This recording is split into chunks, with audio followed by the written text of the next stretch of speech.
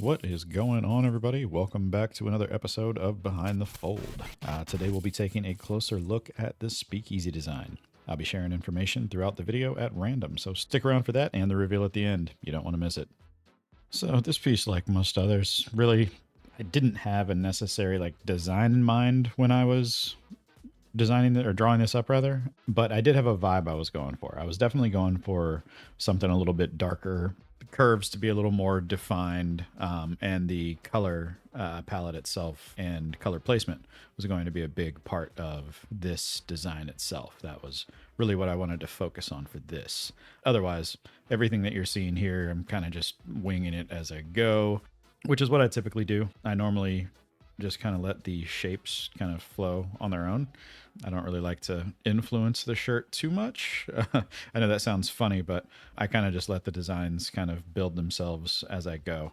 I really look at things as building blocks, really. So as I'm putting these things near each other in spatial proximity, I kind of see this as more of a building effort rather than a design per se.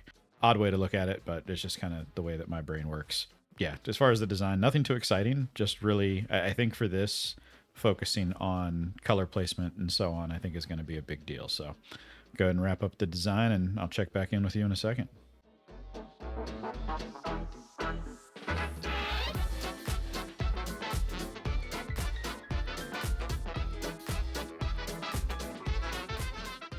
So actually at the last minute for this piece, I really decided that it would look better with a couple of sleeve mandalas. So I decided to go ahead and add them here. As I was drawing them out, I realized that I was doing 18-point mandalas for the sleeve, which I don't know if I meant to do that necessarily. I think I would have typically gone for a 12-point, but that didn't really stop me here. I did it, so I dedicated. I think they turned out really good at the end. So, like I said earlier, stick around. You'll kind of see what that result will turn into. But yeah, I was, after drawing it out, I was kind of like, did I really want to do that? I'm not sure that that's the best thing I want to do. But yeah, the rest is history.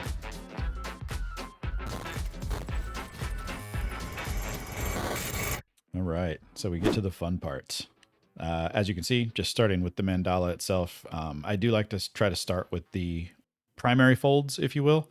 I like to make sure that my main features are not influenced by other folds that are already in place. So I start with the main features right off the bat. Nothing too specific here going on. I'm really just folding it kind of roughly to begin. As you can see, I kind of go back and adjust at the end, and I secure it down after I get it adjusted properly. Again, nothing too fancy. It's just a matter of clean folds. Make sure you have good clean folds and you secure them in place.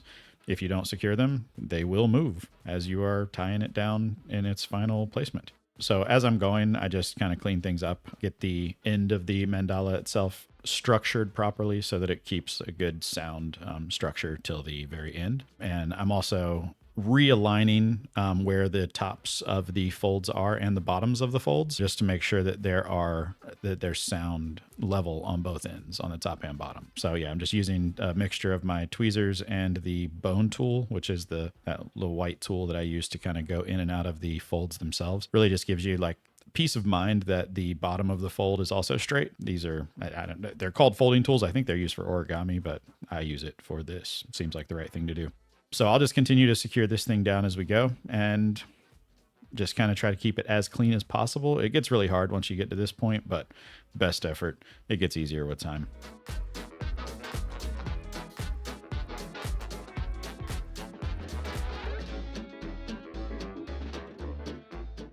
So now we'll go ahead and start this thing tying it off. I'm kind of just measuring. I think I did about a 2-inch measure there. I like to go ahead and get my mandala started from the center in. So get my initial tie in place, and then I just make a little bit of adjustments to the folds themselves, ensure that they're still aligned before I move on. But here you can see I'm just realigning and pushing my fold into the right placement that it needs to be. Not a lot that I can really share here. I mean, the fishing line definitely helps make things easier because you don't have that wax that really, the sinew is very difficult to kind of get your first placement as it will slip. I'm sure all of us have encountered that, where you wrap the sinew, you put it right where you want it, and then you pull, and the damn thing just slips right away. And it also gets that imprint in the shirt, so now you're kind of you're basically effed at this point. You're in. The indentation has happened, and you cannot move on. You're now frustrated for life. So fishing line really helps with that. If you haven't tried it, I would definitely suggest it. It is more expensive, obviously, because you're doubling down, but if you want good results, you got to pay for it sometimes. It might be a little more expensive to increase the way that you process your pieces. So here, after I've done the full segmentation of the first pass, I go back and I do my triple split, double split, whatever it is I'm doing here. Again, nothing too fancy, just putting them where I want them. The fishing line really helps. And then here, just kind of wrapping it up with the ripple center of the mandala itself. I'll let that go and play out, and I'll chime back in if I see anything fun happening.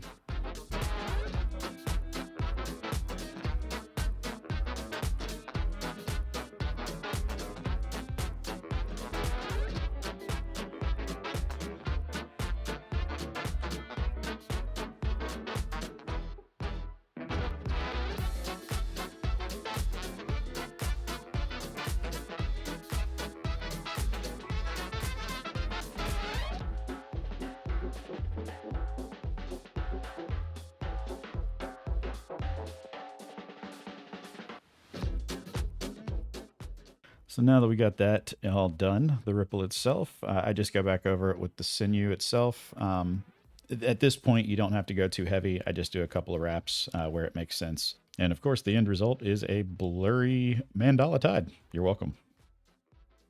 All right, so now we're moving on to the first Honeycurve. What you noticed me doing right there is I'm actually marking my tops, the tops of my folds. If you notice, I actually mark with the markers the tops and bottoms of the folds. Some people think I'm crazy. For me, it works. It makes sense. I can see the bottom of the fold when I'm folding it, ensure that things are kind of where I want them. Just makes things easy for me. As you can see, I am kind of struggling a little bit here. This is a really, really tight fold right here. That was not necessarily intentional when I designed it, but you live and learn, you get burned. But I think it turned out well enough to where I will get burned again because I enjoy it.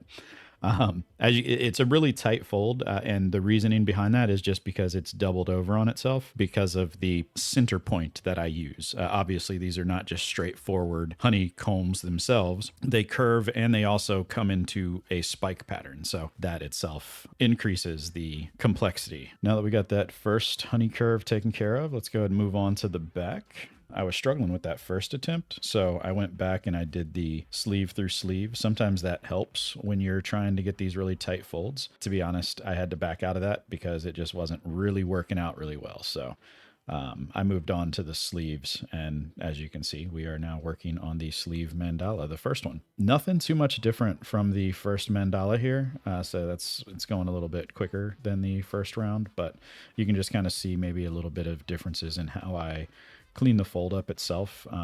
Being that this is just on such a smaller scale, it actually requires a lot more attention to detail. So the fact that I have to get in there with my tweezers as much as I do just to keep things straightforward, it's a lot more tedious when you're dealing with this scale. And if you recall, I did do this 18-point mandalas, which I think my intention was 12.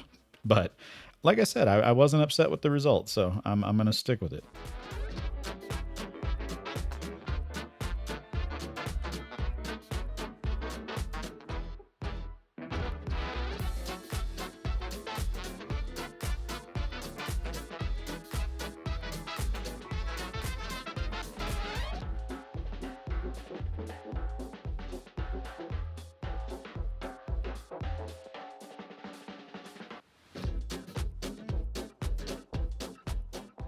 For the center of this one, I'm going to do Kenny style, just kind of a light Kenny style. I like adding that onto the insides of my mandalas from time to time.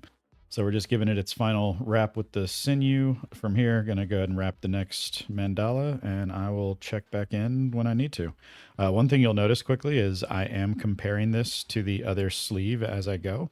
I'm just trying to get things as close as possible, but we'll see how that turns out in the end.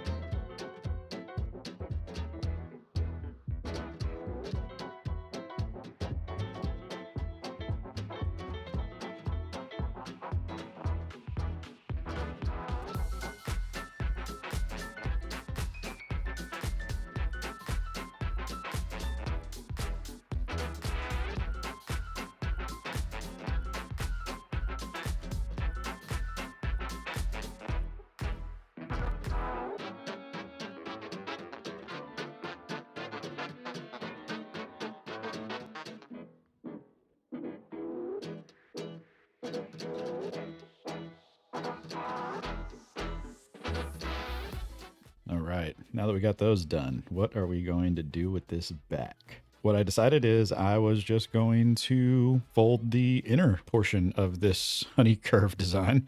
I figure that would still be a nice substitute. The inner portion of this will turn out really cool just the same. So this is just a great example of, needing to be agile while you're designing really unique shirts. For this piece specifically, obviously I had a different vision in mind, but that went a different direction as I was going. And I was not going to abandon the work that I had already done on the mandala and the first Honeycurve. So you just got to kind of readapt, figure out what you want to do and figure out what fits the vision. And for this, I was able to do so. So it was actually a little bit of a gift in the end because it did give me the opportunity to try to work on a new technique that I've been thinking about for a while and haven't had the right project to try it on. I am going to do it right here, not necessarily going to speak too much about it at this point because I do want time to kind of marinate with it myself and get it a little more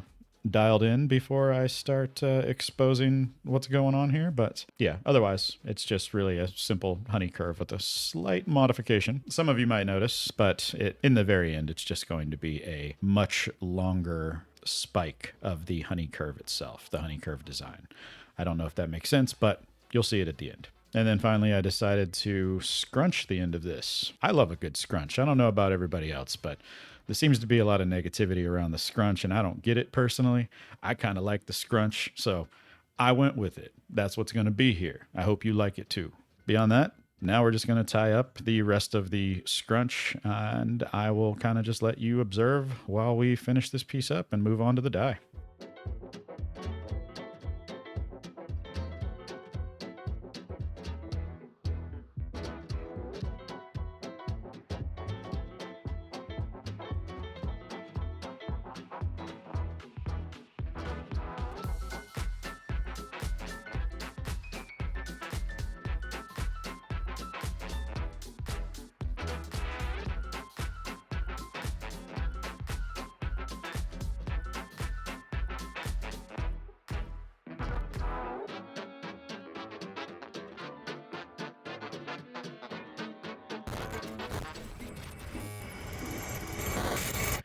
Yeah, I really wish there was something cool I could say about this, but honestly, I'm just dyeing the shirt.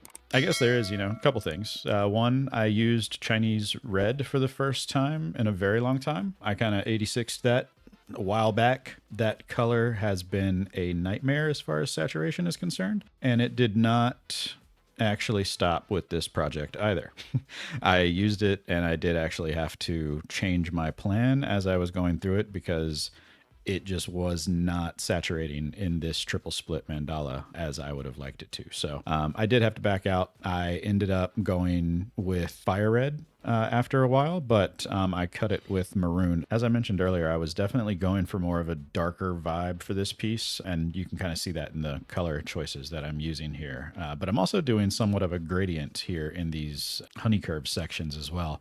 I don't know if you noticed it earlier in the first Honeycurve that I dyed with the scrunch, but I did do gradient colors here as well on each piece. And, it's actually really hard to see in the final result. You can actually see it a little better kind of looking at it here, but it's really kind of hard to tell in the final result just because of the darkness that it actually had. But I was super happy with the vibe that I was able to portray with this piece, and I hope you feel the same at the end.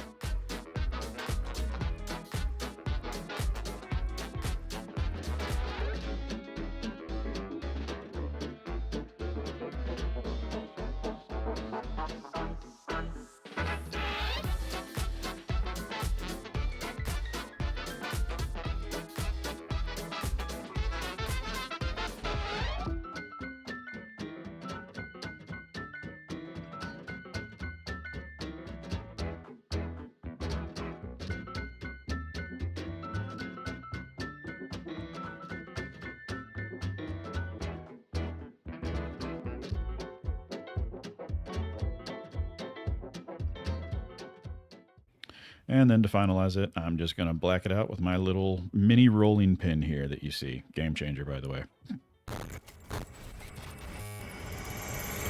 And now we got the soda ash. For this, I actually had a power surge when I started doing this, when I was mixing the soda ash itself, so I missed that part, unfortunately. I'm dialing in my new YouTube studio, and I've got like 3 freaking circuits running into this room. It's it's pretty cool. I dig it, but it sucks when breakers trip, so it is what it is.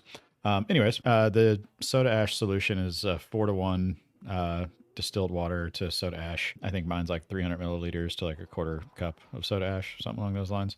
Yeah, just applying it to the piece itself, wrapping it in plastic, just so when I wrap it overall that the features don't touch each other and they don't bleed colors to the other features. So it just kind of keeps everything isolated and protected so that when I do this overall wrap, it all stays where it should. All the colors are where I left them and so on and so forth.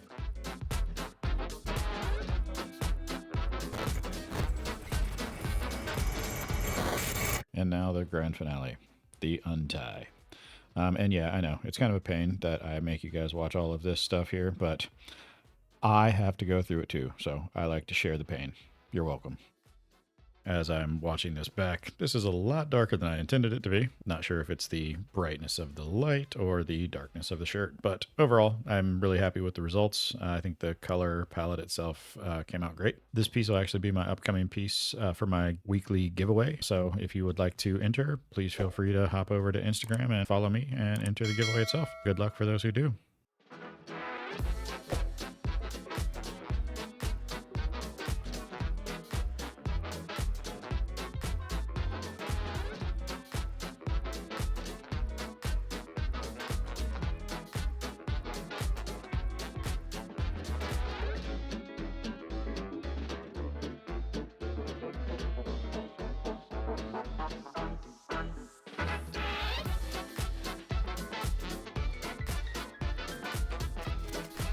Thanks for joining me in today's video. If you have any questions, please feel free to leave them in the comments below. I love answering questions. It's tie-dye. I like tie-dye. Feel free to hop over to Instagram and enter my giveaways. Until next time.